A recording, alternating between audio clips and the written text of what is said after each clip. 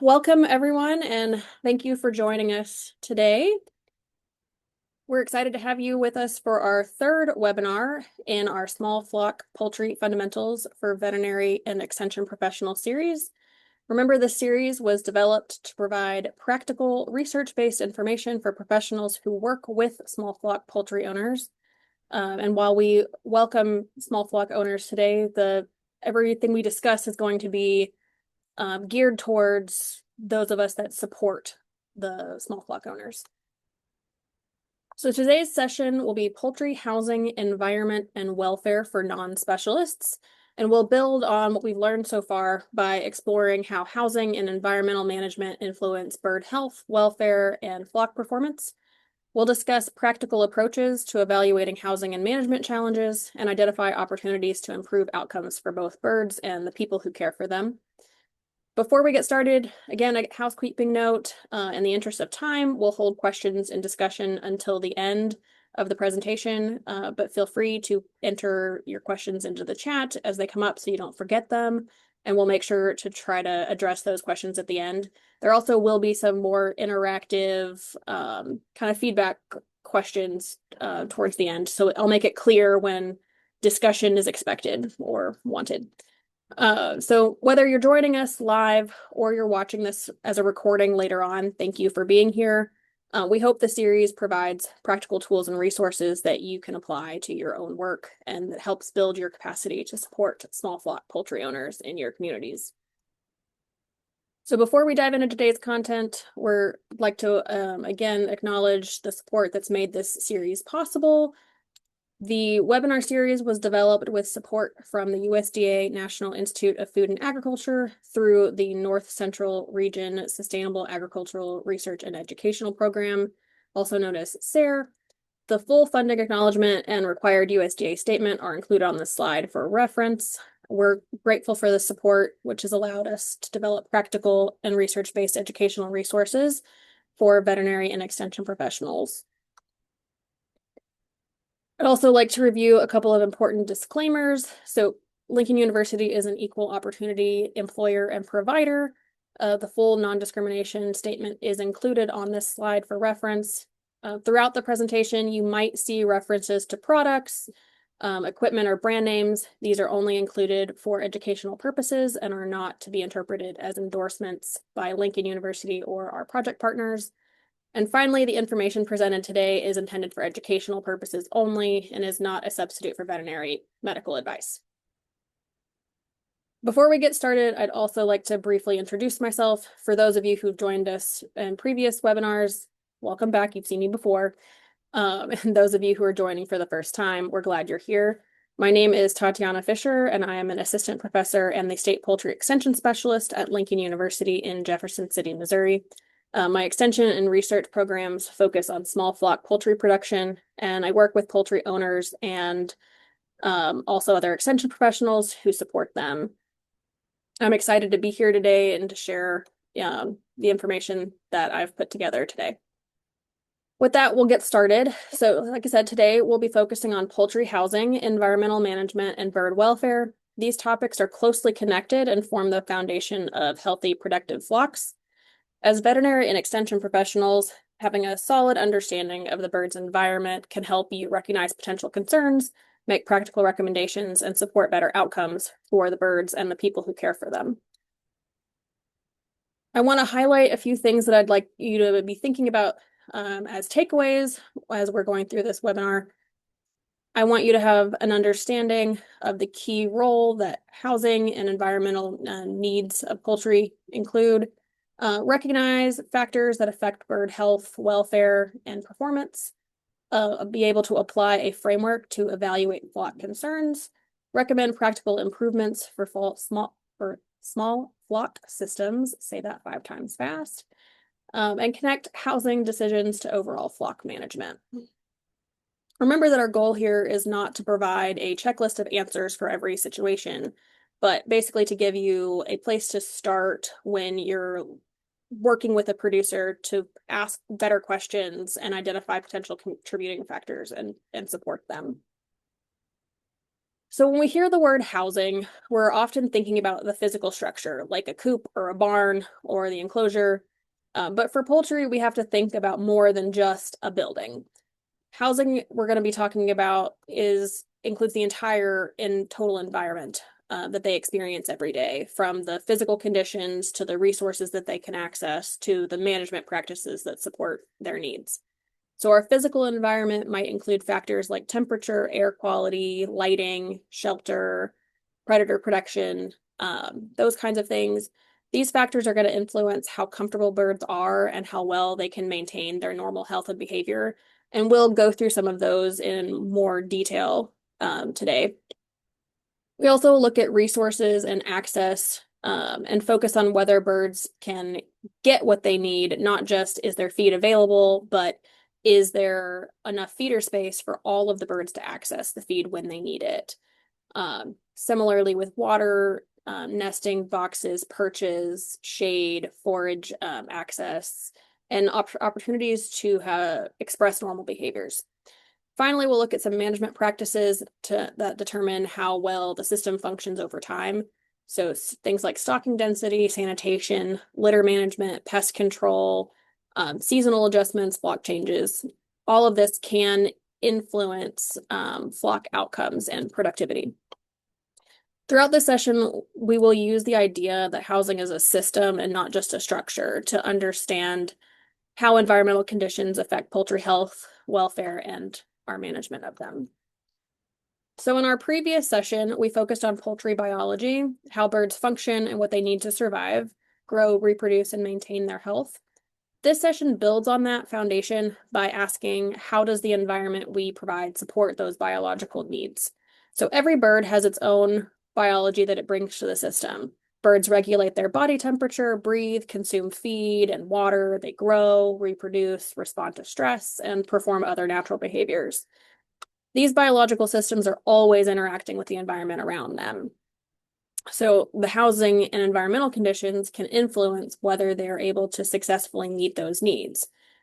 For example, temperature affects thermal regulation. Right now, when our heat index in Missouri is like 120, a lot more of our birds are going to be dealing with potential for heat stress than we would be if we were talking about this in December. Air quality impacts respiratory function. Access to feed and water will affect their intake and their performance. Space, resources, and their physical environment can also influence their behavior and ultimately their welfare. So when the bird's biology and their housing environment are well matched, we are more likely to see positive outcomes, healthy birds, appropriate behaviors, good welfare, and expected production. When there's a mismatch between what the bird needs and what the environment provides, we may see challenges such as stress, abnormal behaviors, health problems, reduced performance, or increased disease risk. So throughout this session, we'll look at housing through this lens, not simply as a structure, but as the environment we create to support the biology of the birds that we care for. Now, we'll talk about poultry broadly, but remember the challenges that poultry are a very diverse group. So the same principles often do apply across species, but maybe not the same specifics. So we're not going to talk about a specific stocking density for chickens or ducks or quail. We're going to talk about general concepts, and we can provide some resources later on for some of those recommendations for specific species. So it's important to remember that some of these things can look different. A turkey, a duck, a quail, a laying hen, they're not going to use their environment the exact same way. So we'll focus on the principles and generally use chickens as our example. And then you need to recognize that we'll often have to adapt our recommendations to the species or even the age or the production system when there are differences. So when we talk about poultry welfare, we're really asking, are the birds able to thrive in the environment we've provided? One common framework for thinking about animal welfare is the 5 freedoms. These were originally developed as a way to describe important animal needs, and they've become a widely recognized framework for discussing welfare. So they're not a checklist where we're just marking good or bad. They're instead a way to, help us look at what the animal is experiencing. So the 5 freedoms are freedom from hunger and thirst, freedom from discomfort, freedom from pain, injury, and disease, freedom to express normal behaviors, and freedom from fear and distress. For example, providing feed and water addresses one freedom, but we also need to consider whether birds can actually access those resources consistently and when they need them. Providing shelter addresses comfort, but we might also need to consider air quality, temperature, and litter conditions that might be contributing to potential disease or other issues. So this framework does help us move beyond just saying, hey, does this housing look acceptable? Instead, we're asking, are the birds able to meet their biological and behavioral needs in this environment? So we've introduced the 5 freedoms as one way to think about welfare. And the next step is applying that framework when we're evaluating a poultry housing system or environmental system. So when we're visiting a flock or talking with an owner, we often start with what we can see, the coop, the pen, the equipment. And this welfare lens will hopefully help shift our focus to the bird's experience. So instead of asking just, does this housing look good? We can ask practical questions. Can birds access the resources that they need? This includes water, feed, nesting areas, resting areas. Resources might be present, but we need to consider whether the birds can actually use them. Second, are birds comfortable in the environment? This brings us back to factors like temperature, air quality, moisture, lighting, space. These environmental conditions can have a major impact on bird health and behavior. Third, are the birds protected from pain, injury, disease? Housing can influence risk through things like flooring, predator protection, sanitation, and opportunities for injury. Fourth, can birds perform their natural behaviors, their normal behaviors? Specific behaviors will vary by species, but birds may need opportunities to rest, nest, forage, perch, explore, or engage socially. Finally, are birds coping well with their environment? We look for signs that the system is working, or signs that birds are experiencing stress or discomfort or frustration. Frequently, this is where you're going to get the question from a producer. It's going to start here. My birds have this problem.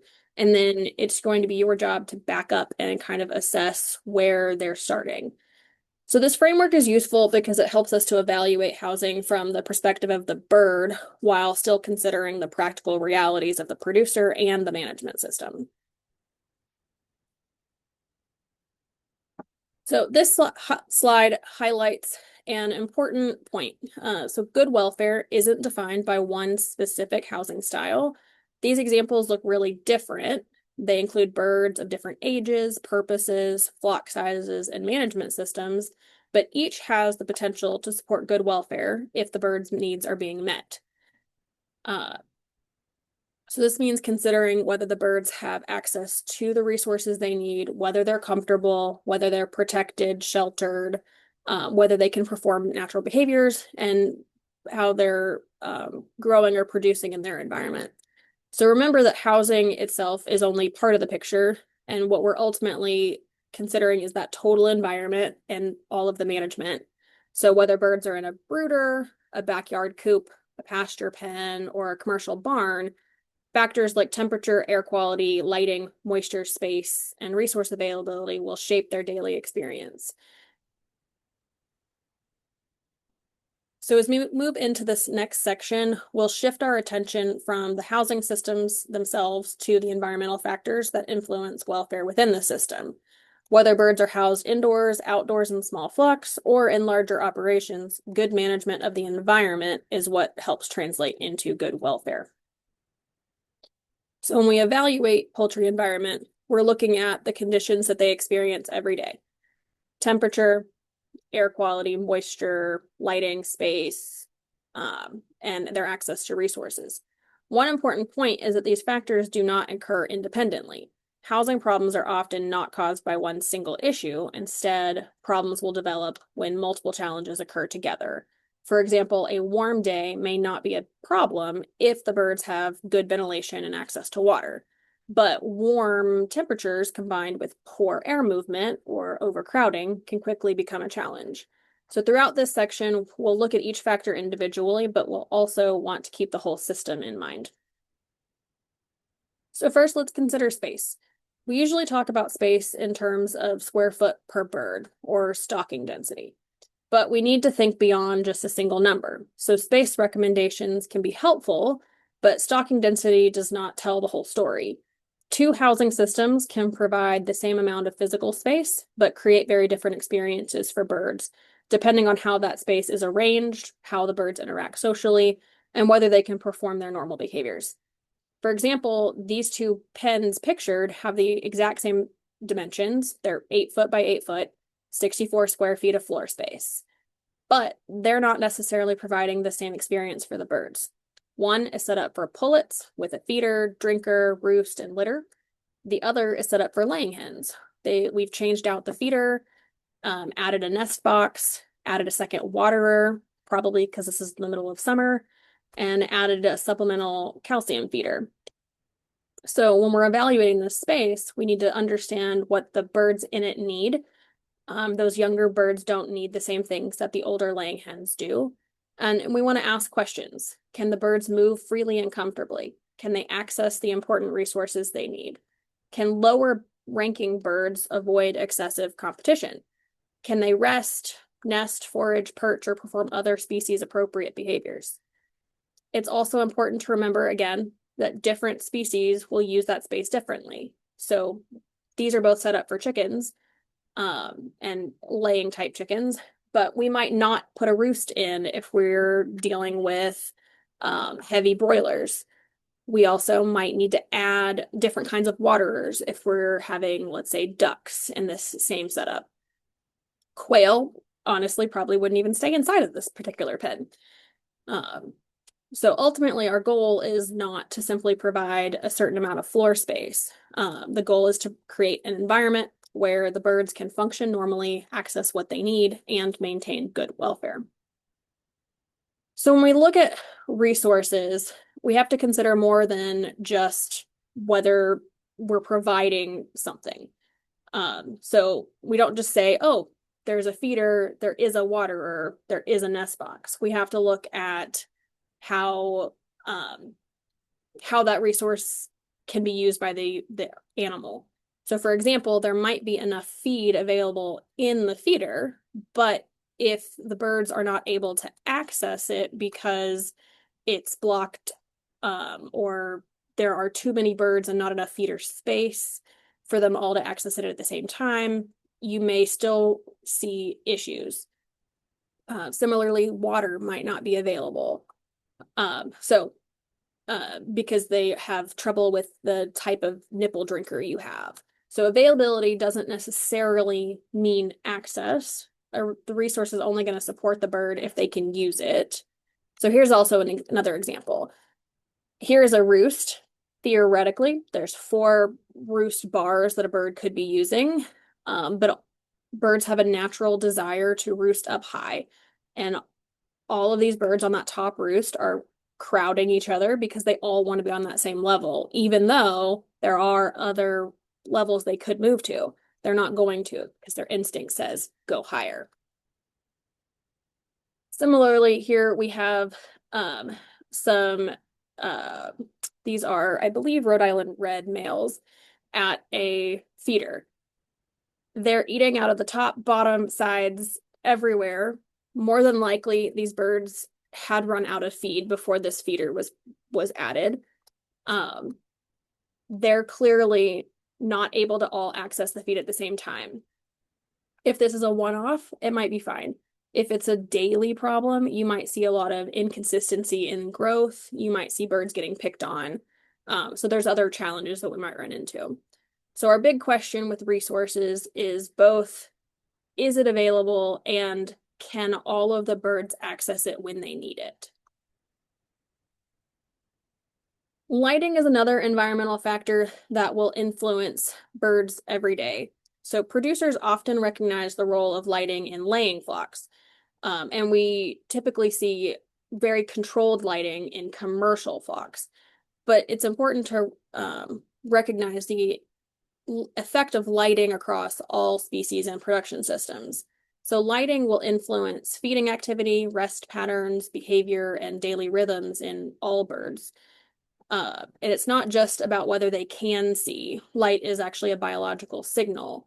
Birds respond to both duration and light intensity, and they really require periods of dark and periods of light to regulate their daily rhythms. So birds will be active when it's light out. That's when they will do most of their eating, most of their drinking. They will typically do almost no food consumption or water consumption when it's dark. So lighting will also influence reproductive processes and production outcomes. A well-managed lighting environment supports birds' overall biological needs. But like I said, lighting will often look really different in small flock systems from what we might see in a commercial system. So a lot of small flock producers are going to rely on natural daylight, meaning the birds experience seasonal changes in day length and light intensity throughout the year. Some producers will add supplemental lighting when they need to. So they'll include supplemental lighting really as a heat source for brooders, and then they'll include sometimes supplemental lighting to keep laying hens laying through the winter. When we're working with small flock owners, a lot of times the question is not what lighting program are you using or should you be using, but it's what lighting environment are the birds experiencing and is it supporting their biological needs and the goals of the flock. Maybe the producer is entirely okay with the birds taking a break and not laying in the winter. But if they want them to lay through the winter, we may be able to support them to lay. I can actually tell you this laying flock pictured here, they did not have lights on them. They stopped laying in December.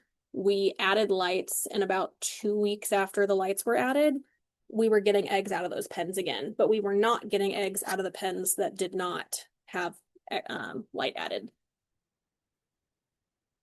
So temperature is another environmental factor that affects poultry welfare. Unlike some environmental factors that birds can tolerate for long periods, temperature directly affects their ability to maintain body function and comfort. So a bird's ability to regulate body temperature changes throughout its life. A newly hatched chick will have a really limited ability to maintain its body temperature. They depend on their so they'll depend on their environment or parent for warmth. Most of us are not keeping birds where the mother is actually taking care of the chicks, though. So we are responsible for keeping them warm in a brooder if that's not the system we're using. As the birds grow and develop feathers, they'll become better able to regulate their own temperature, but they can still be affected by extreme temperatures, especially extreme heat. So temperature needs will also vary across species and bird type. There are species who will have an easier time dealing with the cold than others, and there are even within chickens breeds that will deal with heat better than others. So when we're evaluating temperature, we need to consider more than the thermometer. We'll need to consider whether they have access to shade, whether they have access to water, whether they can get, into other spaces away from other birds. There's lots of factors with temperature. So when we look at temperature, birds' behavior can tell us how they're experiencing their environment. One good example here, we go back to brooding chicks. Chicks will tell us the conditions that they need. When they're too cold, they'll gather tightly under the heat source, and they might be less active. So you can see that here in this picture. These chicks are huddled up under the heat lamp because they're cold. When they're too hot, they'll move away from the heat source and they may appear more spread out or inactive. So note, both of these might be inactive for opposite reasons. So these chicks are avoiding the heat area under the heat lamp because they're too hot. These chicks are doing what we would expect. Here, they're spread throughout the space. We've achieved a level of temperature gradient that works for the chicks. They're doing okay. So the point here is that the same temperature setting isn't necessarily going to result in the same bird experience, and their behavior can help us determine if their environment is working for them. It's really quick and easy usually with chicks. They respond pretty quickly to being hot or cold. It can be a little bit harder with adult birds, but they'll still show certain signs when they're too hot or too cold. So we'll start with when birds are too hot. Given the temperatures we're experiencing right now, heat stress is a concern that we would have for a lot of birds at the moment. So birds produce a significant amount of body heat, and when their environmental conditions make it difficult for them to lose that heat, they can experience heat stress. Unlike humans, they don't sweat. They'll rely on behaviors like panting, changing body position, and seeking cooler areas to help regulate their temperature. So here we have a picture and then a video that I'm hoping will play. And you can see the bird holding out its wings to try to cool itself down, and the bird panting, trying to dissipate some of that heat. So, like I said, while heat stress might be a concern we're thinking about today, cold stress is another important temperature challenge, especially for young birds. So again, newly hatched chicks have limited ability to regulate their own body temperature, and they'll depend on their environment for warmth. When they're too cold, they might huddle together, become less active, and spend more time near a heat source.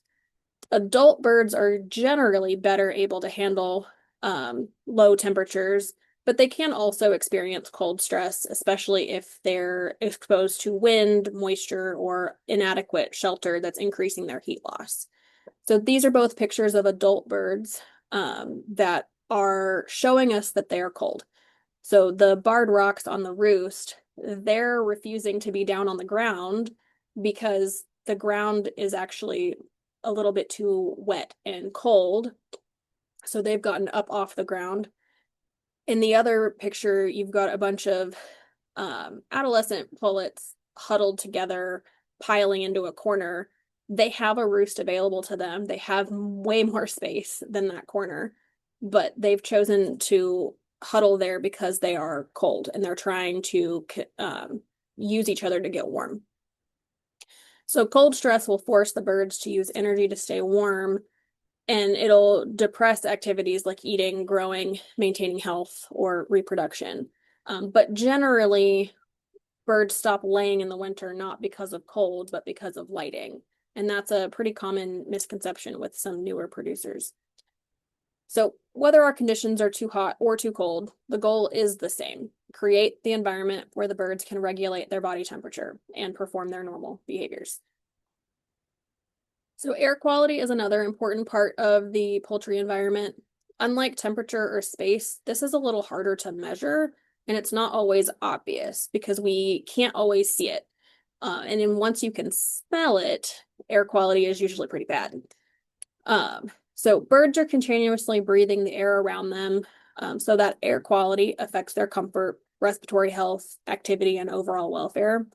Good air quality depends on several factors working together. So ventilation removes excess heat, moisture, dust, gases, all while bringing in fresh air. Bird density, activity, and housing design can also influence the air that the birds experience. So rather than focusing on a single measurement like ammonia, which if you can smell ammonia, you probably have an air quality problem, we should think about air quality as a total result of how the environment is managed. So when we're looking at something, this is hard to do unless you're physically there, but ask yourself, is there dust in the air? Can I smell ammonia? Is the litter wet? Which is going to contribute to moisture being in the air, that kind of thing. Many people, like I said, are going to think about ammonia when discussing air quality, and that is important, but it's only part of the picture. So dust can irritate the respiratory tract. Excess moisture contributes to microbial growth, also contributes to ammonia. And in the winter, moisture can contribute to frostbite. So poor ventilation can also be an issue because it'll allow heat, humidity, dust, and gases to build up. These factors all interact with one another. So improving one will usually improve the others.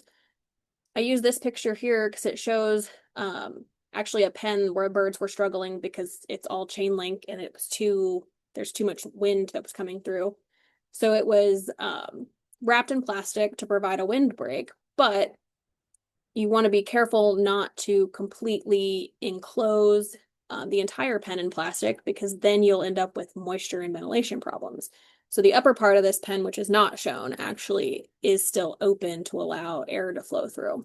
It just keeps the wind from blowing on the birds. So when we evaluate air quality, we have to observe both the environment and the birds. If we see coughing, sneezing, watery eyes, or birds avoiding certain areas, that might indicate an air quality issue. It may also be an illness or something, but it's difficult generally to tell. So again, kind of some signs that you might see. This is actually that same pen, different set of birds. In the summertime, you can see it's more open. There's a tarp on each side, but wide open in the back. So again, those birds can show us that the air quality is poor. They might cough, sneeze, they have eye or respiratory irritation, poor feather condition, wet or poor quality litter is usually not a sign of air quality issues so much as it's a cause of air quality issues. But if you see poor litter, and I'll say in this picture, one of the reasons I used it, we've got straw, or this might even be hay, as bedding, which is not was just typically not recommended because it can contribute to poor air quality. So here we're asking, what does our environment look like? How are those birds experiencing, that environment? Birds also experience their environment through surfaces that they walk on, rest on, and interact with every day. Different poultry systems will use different flooring and ground conditions. Birds might be raised on litter, pasture, soil, sand, wire, or other surfaces. There's not one single surface that defines good welfare. The important question is whether that surface is supporting the needs of the bird in the system. So a good surface will provide a stable footing, support normal movement and behaviors, and help the bird remain clean and healthy. The right conditions might look different depending on the species, age of bird, or the management system. So when we're evaluating these flooring conditions, don't just ask what the material they're using is. Look at it and look at, is that functioning well? So in this system, there's a couple of different surfaces the birds have access to. The pine shavings litter, where they're able to, it absorbs moisture, but they're also able to scratch in it and use some of their foraging behaviors. And then there's also the roost. And sometimes you'll see issues with the roost of different recommendations of thickness of the roost bars, materials that roosts are made of. All of those are things to consider, and there's not necessarily one right way. So leading into this, one aspect that we look at when we're looking at our ground condition is moisture, which affects the entire system. Good moisture management will support healthy flooring and ground conditions, better air quality, cleaner eggs, healthier feet and skin, reduced disease risk. When moisture accumulates, we'll often see problems start to overlap. Wet flooring or litter can affect the foot and skin health. Excess moisture can contribute to that poor air quality by increasing the humidity and then ammonia production. And like I said, it also affects cleanliness, comfort, and disease risks. Because moisture affects so many parts of the system, it's important to ask where that moisture is coming from. You might have a water leak, poor drinker management, inadequate ventilation, high stocking densities, weather or poor drainage. Hopefully you don't have a mud pit like this construction site that was on our farm. This bird was not living here. This bird went exploring, and I thought it was kind of entertaining as she was trying to hide under construction equipment. But having construction happening around our pens, we dealt with more difficulty with water runoff for a little while, and there were muddier conditions that we had to deal with. So this is an important part of our welfare evaluation. Again, we're not just looking for problems. We're trying to understand what's creating those conditions and how management can improve the bird's environment. So one thing to note with moisture is it's often a symptom of a larger housing system that needs attention. So like I said, maybe the drinkers need serviced, replacing the nipples on them, or maybe a different kind of drinker. A lot of people use open water systems and notice more frostbite issues in the winter because their birds are actually getting wet. But if you have certain species like ducks, ducks need to be able to dip their whole bill into the water when they're drinking to clear out their nares. So for those birds, a nipple drinker is not going to work to meet all of their needs, even if it might keep their space cleaner. We also need to look at safety and security. So before we're talking about housing, we also need to think about how we're protecting our birds from harm. A system that's going to allow the birds to perform their natural behaviors, but it doesn't protect them from threats, isn't meeting all of their needs. Also can create a lot of expensive problems. If you're raising a bunch of birds and then losing them to predators, that's going to be an issue for the producer at any scale. So safety includes more than just protection from predators. Birds also need protection from disease risks, parasites, environmental hazards, and preventable injuries. We'll talk about some of these things more when we talk about our biosecurity webinar in a couple of weeks. The specific risks will vary depending on the production system. A pasture flock might face different challenges than birds housed indoors, but every system requires thoughtful management to reduce those risks. So a good housing system will provide protection from predators while still allowing access to feed and water and shelter. Achieving that's going to require more than just the building itself. It's going to depend on the design of the building, biosecurity measures taken, sanitation of the spaces that the birds are in, routine maintenance, and other management practices that will reduce that risk over time. So again, protection from harm is just as important as providing food, water, space, good air quality, and appropriate temperatures. And a well-managed housing system will bring all of those elements together. So throughout this section, we've looked at different parts of the poultry environment that influence welfare, and we've discussed these factors individually, but remember that birds do experience them all as one environment. So a housing system can have adequate space, but if the birds can't access their resources, their welfare might be limited.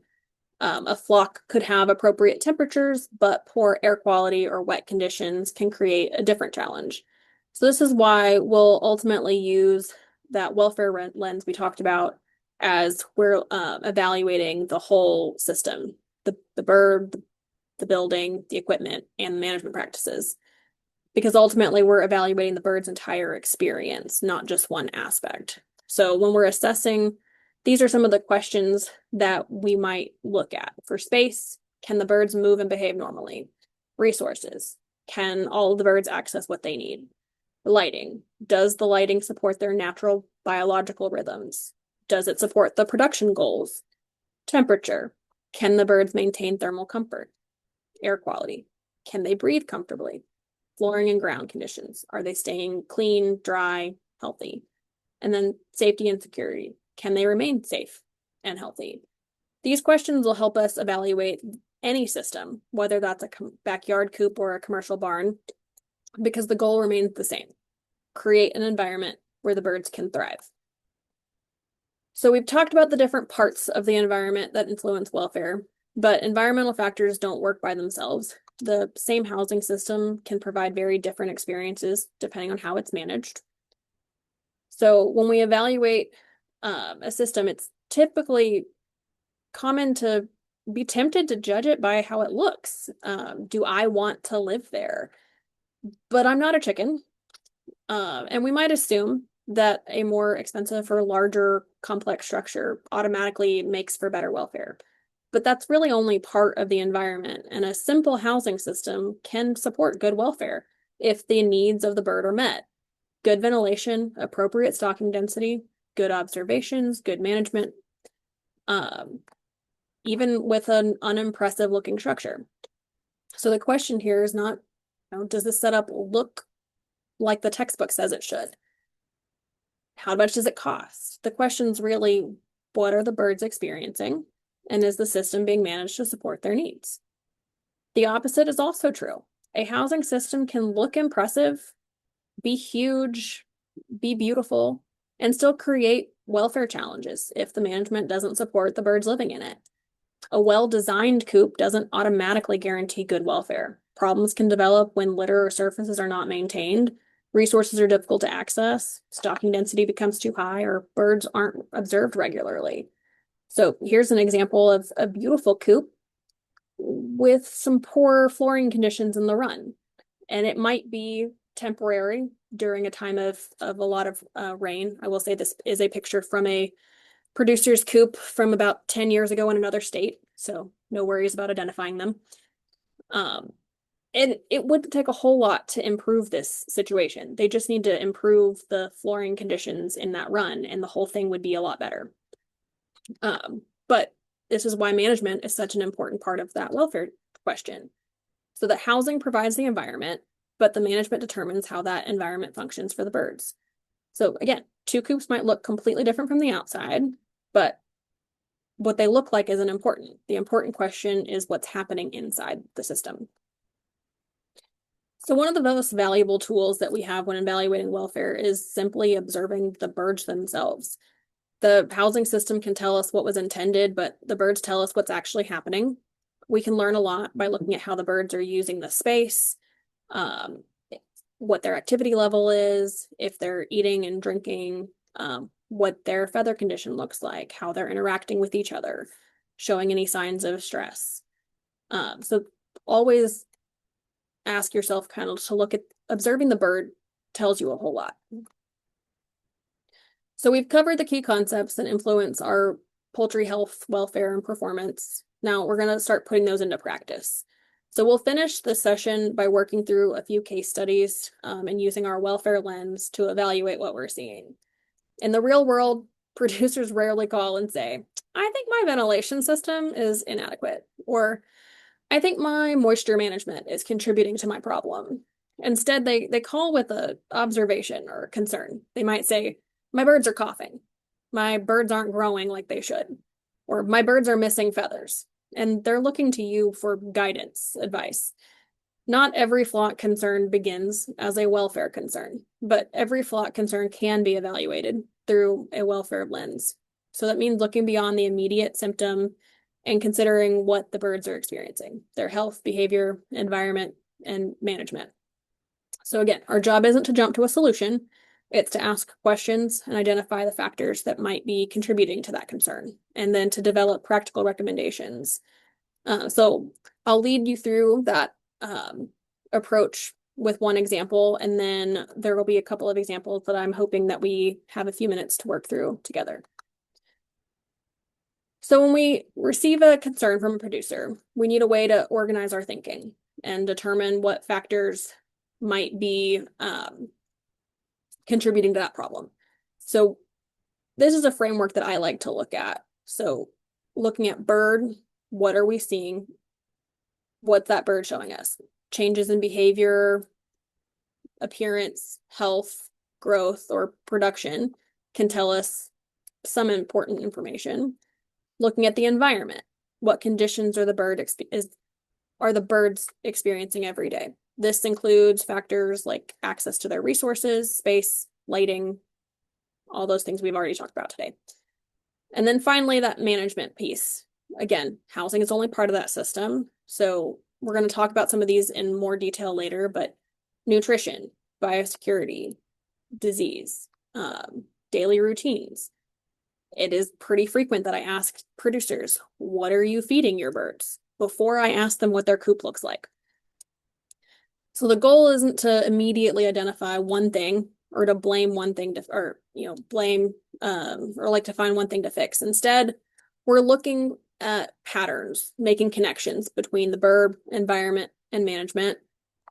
a lot of times these factors will develop because of multiple factors are interacting over time.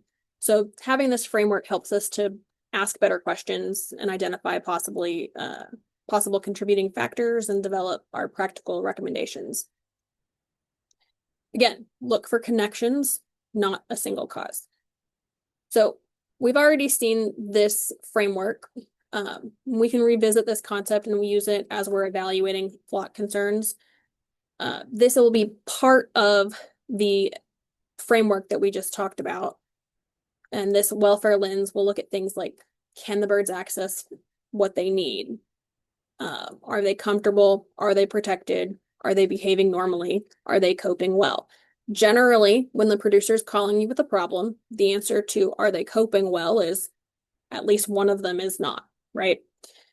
So together, these questions will help us guide us towards asking better questions of our producer about their bird, the environment, and their management systems. So we're looking to go from observation to understanding, recognizing that the first observation, what the producer tells us, is often not the underlying cause. Now, I'm not telling you to ask every single producer every question you've ever had. I did have somebody ask me one time if I was writing a case study on his birds because I did ask him a lot of questions.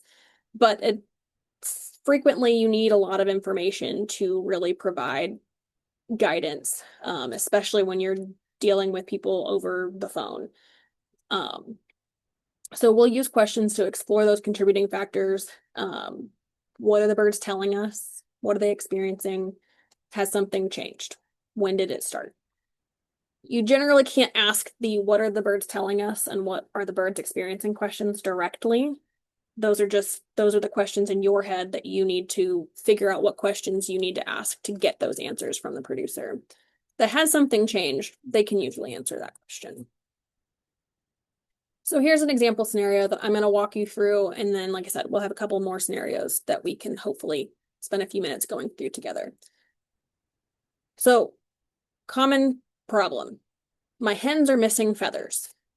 That's the observation. That's where we start. But that isn't necessarily our diagnosis.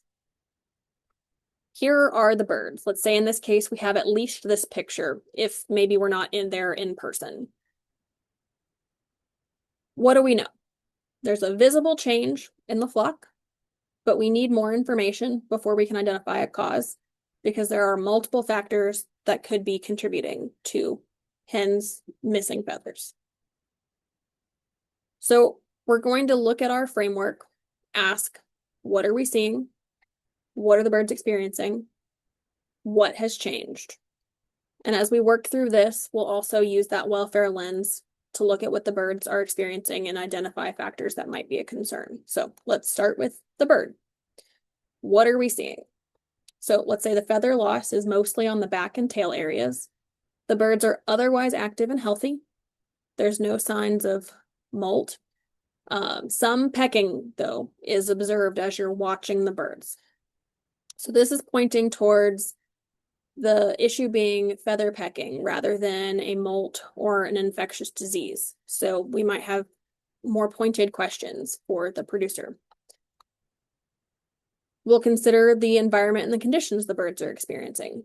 Let's say in this scenario, the housing situation hasn't changed, but the producer recently acquired new birds and increased their flock size.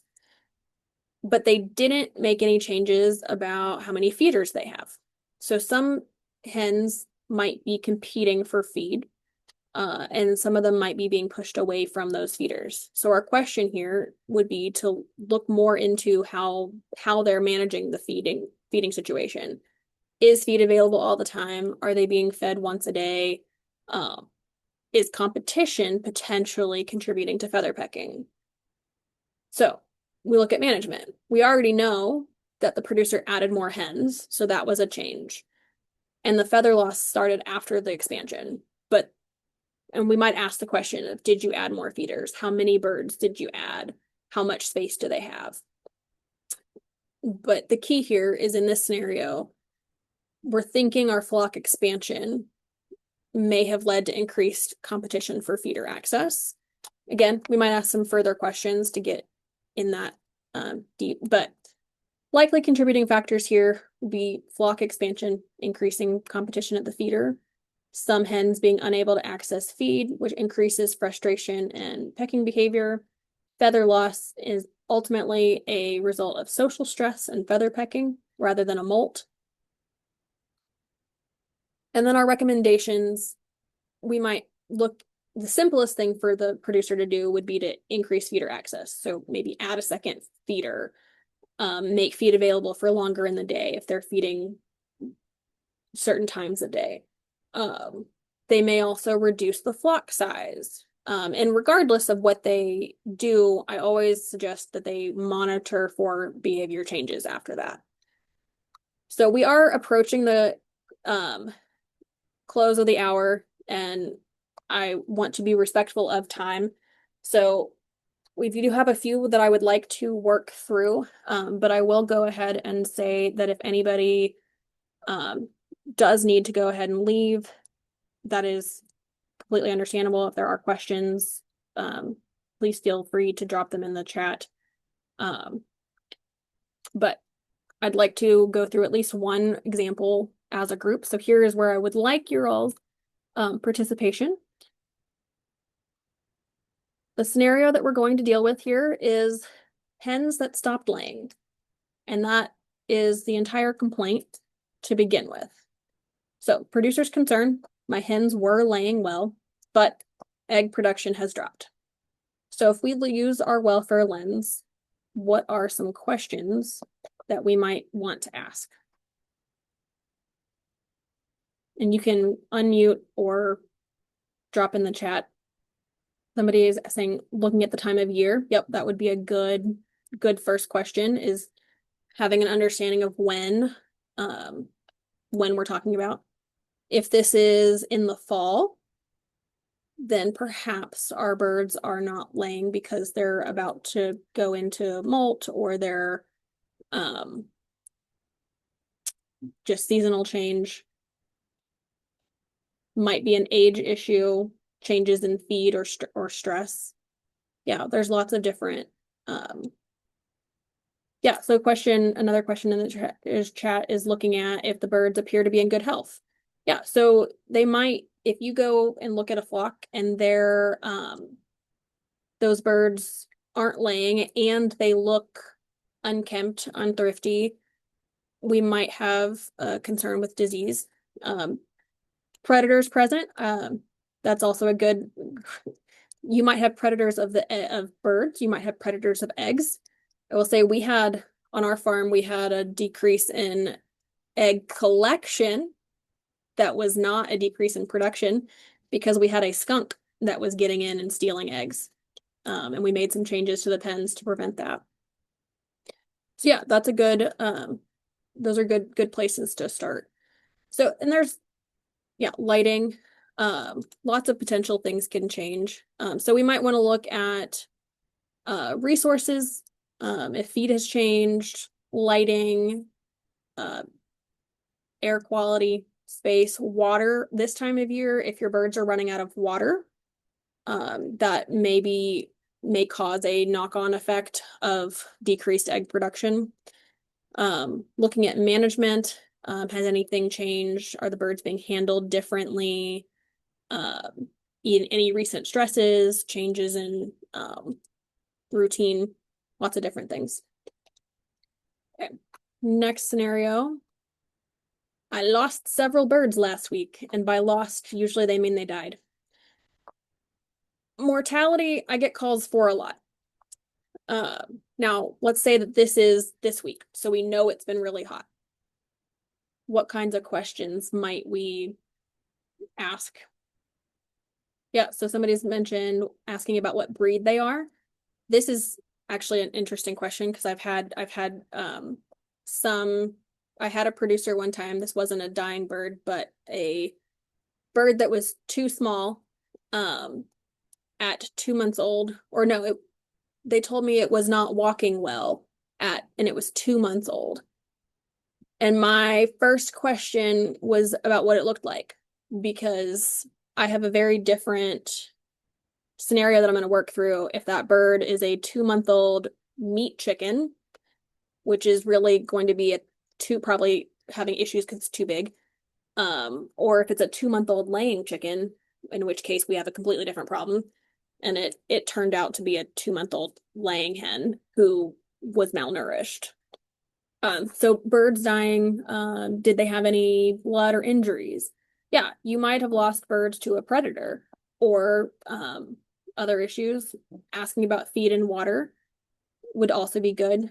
Knowing whether they may have had run out of water in the heat. Another thing I run into quite frequently is asking about disease risk ends up being, did they get new birds recently? Did they get, are these old birds? Are they young birds? Are they losing, did they lose a whole bunch yesterday? Or when they say they're losing birds, like, did they lose one last week and then one this morning? Those all are they lead down different paths, and we'll talk about that a little bit more later on. But yeah, those are good thoughts, guys. And then last, so my birds are dirty. This is kind of it sounds like a little bit of a silly observation, but dirty feathers. Let's say that they have they're raising meat birds, and for some reason they seem like they've got dirty butts, dirty breasts. What might we want to look at and ask about? I'll tell you, the first thing I will ask about is generally feed on this particular question. Yeah, that's a good question. Checking for external parasites, checking for any kind of mites, lice, anything like that. Yeah, you might want to look at the litter, what kind of litter they're using, what kind of water they're using, if there are moisture issues, space in the coop, if they've got access to a dust bath. Yeah, those are good. Yeah. All right. Now, like I said, we are at the top of the hour here, so I will wrap up and then leave a little bit of time for questions. So our key takeaways today, I want to make sure that when you're dealing with a producer problem, first step back and think about their needs, what those birds need from the environment. Recognize risks that they're dealing with, identify factors that might contribute, and evaluate systematically. Consider the bird, the environment, management, connect all of those pieces as you're looking for contributing factors, and recognize that frequently there's not one single problem that solves everything. And support the decisions. So help the producer identify practical improvements. Frequently, you need to ask what the resources that the producer has are. They may want to add lighting, but there is no electricity near their coop. And so they have to figure out how to do it with solar or just not do it at all. They may want to provide more water to their birds, but if they can't get water to their birds easily, then that runs into different issues. So it's always important to look at what's practical. So again, this is contact information to connect with the Lincoln University Cooperative Extension Program. This is all my contact information, our Facebook page, YouTube channel, all of that. We'll talk about nutrition and feeding management next week. So join us to learn more about that. And then with that, we have reached the end of our formal presentation. So again, thank you for spending your time with us and for all of the work that you do. If you need to hop off, thanks for joining us, and we hope to see you in the next session. If you are able to stay, stick around for questions and discussion. We'll go into that now.